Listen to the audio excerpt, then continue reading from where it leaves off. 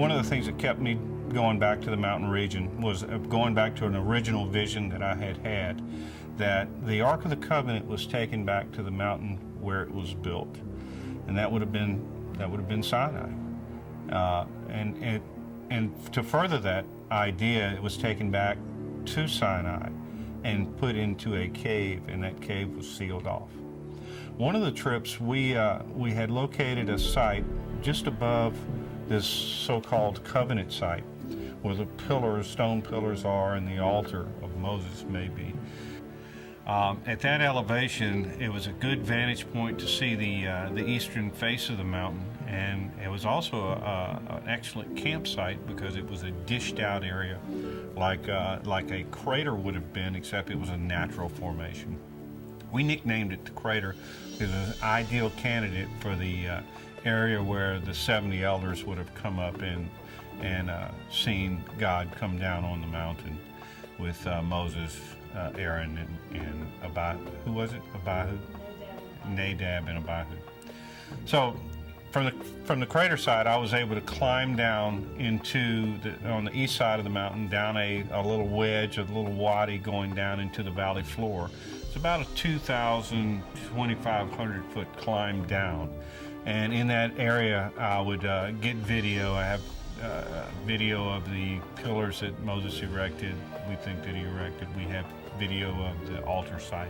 So I'm climbing down into the area that we believe is the covenant site. Just above it, at about the 2,000 foot level, is above the covenant site, 6,000 total, is a cave that faces in an easterly direction. And I had done what I wanted to do in the covenant site area and decided I was going to make the climb up to the cave area and see if I could get in the cave. I didn't realize that it was going to be that difficult to get into the cave. I was struggling with the weight of the equipment that I had carried down, but I was unrelenting. I was going to get into the cave. It goes back to the original vision that brought me out to the original or the traditional site of Sinai in the first place. And that was that I had had a vision that the Ark of the Covenant was brought back to Sinai and that it was put in a cave. So all these things connected, and a cave in the front of the mountain was a real draw for me. I didn't realize that it was going to be that hard of a climb, but I was able to make it somewhat back up the path that I had climbed down into the area. And then it was around a rock face, a granite rise, and there was a slight path, a goat trail that I could navigate around. And I made it up to the elevation where the cave is, slightly above 6,500 feet, and was able to get into the entrance. Oh, this has been one grueling climb. No water. Forgot to bring the water, which was real stupid. But in any case, here's a cave. And what I found was, I was really specifically going in the cave looking for a number of things. One of them was to see that if it had any blocks in it, any way that it may have appeared that it was had a room in the back of it. It was nothing of that kind of cave at all. I also looked for petroglyphs. I wanted to see if there was any writing on the walls inside of this cave.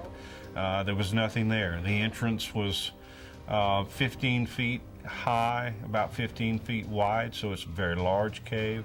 I was able to walk right into the back of it, where it's a little rise in the elevation as you're walking into it, and then there's a flat deck in the back at about 10 feet and about 10 feet deep, where a person could bed down and have a pretty good environment for safety and weather conditions. An ideal cave, actually, for the story of Elijah when he comes back to Horeb, Sinai, the mountain of God, and he stays in a cave. And this fits that description very well. But when I was in the cave in the back, and I had searched for the petroglyphs and didn't find any artifacts, I turned around and I looked out the entrance, which is pointing due east towards the open plain where the congregation would have been camped. And the view was awe-inspiring. It was just beautiful. I could see the area several, maybe 3 miles across, a broad open plain where there could have been hundreds of thousands of tents and campers out there in that region. So it was an awesome experience for me to get into the cave, get the video and documentation there, and take some wonderful photographs. The area down in the valley that is the most heavily fenced and has the guard shack inside the fenced area, and at one time they did patrol and guard this area, there's a number of ruins there that represent several things, but one of them is the pillars, the white marble pillars that are out on a platform of chiseled marble, and a corral, looks like a bullpen style corral that would allow large animals to be brought up.